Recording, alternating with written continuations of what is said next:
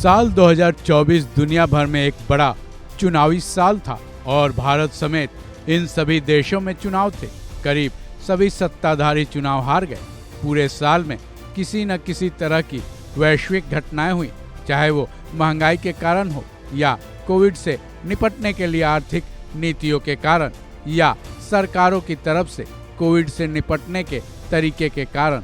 ऐसा लगता है इसका असर ग्लोबल था। मेटा के सीईओ मार्क जुकरबर्ग और केंद्र सरकार में ठन गई है। जुकरबर्ग के इस बयान के बाद अब केंद्रीय मंत्री अश्विनी वैष्णव ने उन पर तगड़ा पलटवार किया है, जिसमें वैष्णव ने जुकरबर्ग के उस दावे को पूरी तरह से गलत ठहरा दिया है, जिसमें उन्होंने ये कहा है कि भारत की मौजूदा सरकार 2024 का चुनाव हार गई है। केंद्रीय मंत्री वैष्णव ने जुकरबर्ग को अपने एक्स अकाउंट पर जवाब देते हुए लिखा है कि दुनिया के सबसे बड़े लोकतंत्र के रूप में भारत ने 2024 के चुनाव में 640 मिलियन से ज़्यादा मतदाताओं के साथ चुनाव लड़ा। भारत के लोगों ने प्रधानमंत्री नरेंद्र मोदी जी के नेतृत्व में एनडीए में अपने विश्वास की पुष्टि की।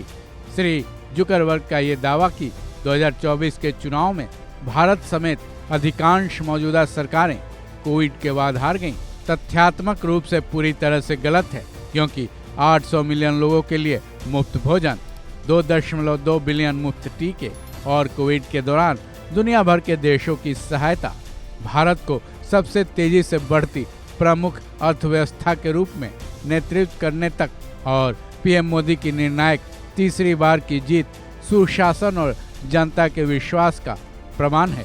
श्री जुकरबर्ग की तरफ से खुद गलत सूचना देखना निराशाजनक है। आइए तथ्यों और विश्वसनीयता को बनाए रखें।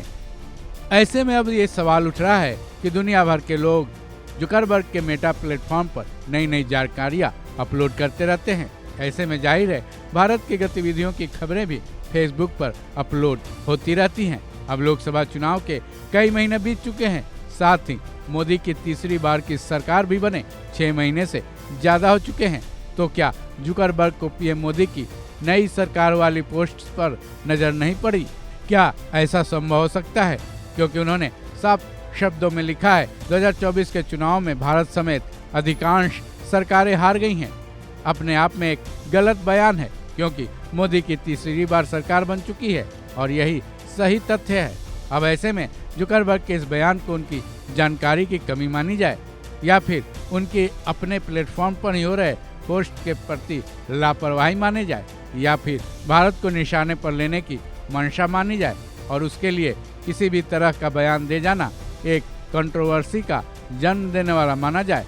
जुकरबर्ग के इस बयान को लेकर कई सवाल और संदेह खड़े हो रहे हैं। खैर, केंद्रीय मंत्री ने उनको सच्चाई से अवगत करा दिया है, साथ ही उनको अपना ट्वीट भी टैग कर दिया है।